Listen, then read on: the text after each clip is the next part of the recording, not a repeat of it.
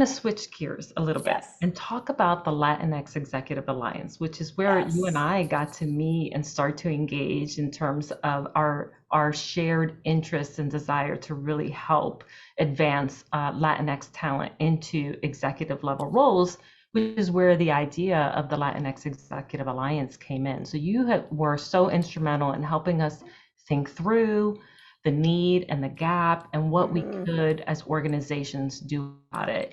I'd love to hear in your words the commitment and why it's important to you, why it's important to Walgreens to be a part of this movement.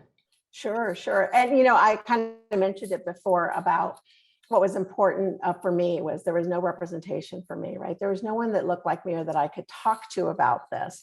And I do feel like, as we know, all of the Latinx executives and people are not the same, right? Right. People like to put us into one, but we're not the same.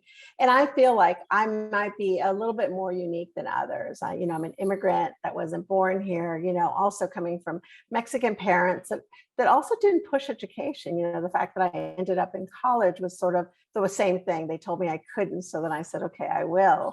So I feel like a lot of what I've gone through has been sort of, a bit different than maybe others. And so if I could be a little bit different than all the other representatives on, on the Latin Executive Council, then I think that it might be helpful to that one unique person that feels like they don't have the confidence or the ability to lean into being executive, right?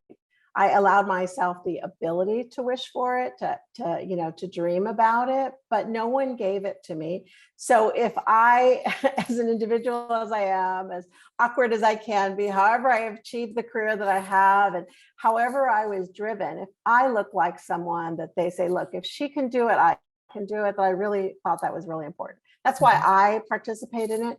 In terms of like Walgreens, I'm very impressed with the culture and just the importance that they've put on diversity, and inclusivity.